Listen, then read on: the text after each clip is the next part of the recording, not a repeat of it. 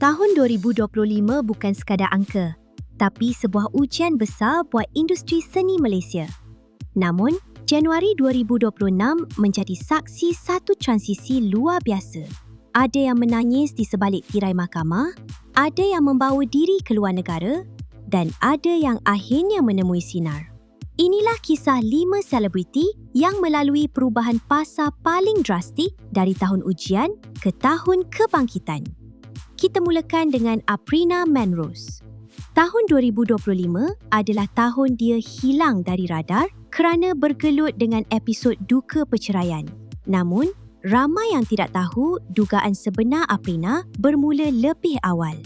Selama bertahun-tahun, Aprina berjuang untuk mendapatkan zuriat dan pernah melalui proses rawatan IVF yang sangat mencabar emosi dan fizikal. Namun, belum dikurniakan rezeki. Selepas ujian penantian zuriat, dia diuji pula dengan perpisahan. Namun, masuk 2026, Aprina muncul dengan aura berbeza.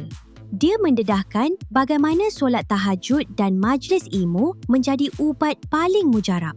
Kan dapat rasa kelainan kan. Sampai buat 4 bulan, 3 bulan lebih. Tu yang I rasa kuatnya I boleh okey. Kehilangan manusia di tahun 2025 membawanya kembali kepada pencipta di tahun 2026.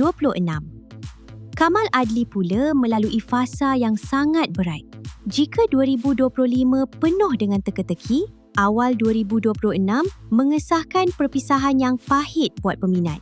Kamal adalah seorang pejuang. Kita tidak boleh lupa trauma besar yang dialaminya apabila diserang dengan cota oleh individu tidak dikenali di Singapura pada Mac 2023 sehingga mengalami kecederaan parah di kepala. Selepas trauma fizikal itu, tahun 2026 menguji trauma emosinya pula apabila Maliga yang dibina runtuh. Namun, Kamal kini bangkit. Dia fokus membina semula semangat yang hilang demi zuriat tercinta, membuktikan bahawa dia seorang bapa yang tidak akan menyerah kalah. Chop, chop, chop! Sebelum kita sambung kisah yang lagi pedas, kalau korang suka analisis deep macam ni, jangan lupa like, share and subscribe Oi Jom, sumber gosip paling bersih tapi pedas dekat Malaysia. Okey geng, kita sambung. Tidak semua perubahan fasa itu menyedihkan. Syafiq Kyle dan Mimi Lana adalah simbol kematangan. Pasangan ini pernah melalui fasa paling getir apabila membatalkan majlis pernikahan mereka pada saat akhir Ogos 2023 atas sebab-sebab peribadi sebelum kembali kuat dan sah bergelar suami isteri pada 2025.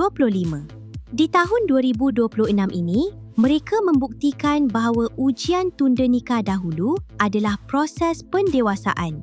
Syafiq kini diangkat sebagai pelakon grade A, manakala Mimi Lana terus menjadi ikon seni. Mereka adalah bukti bahawa cinta yang matang memerlukan kesabaran yang tinggi. Bagi Jana Nik dan Dini Shatsman, 2026 adalah tahun kebebasan. Keputusan mereka berpindah ke luar negara pada penghujung 2025 adalah satu langkah berani. Jana Nik sangat terbuka mengenai perjuangannya melawan penyakit gangguan bipolar disorder. Penghijrahan ini adalah sebahagian daripada terapinya untuk mencari ketenangan minda. Di 2026, Jana tampil lebih tenang dan jauh dari kontroversi.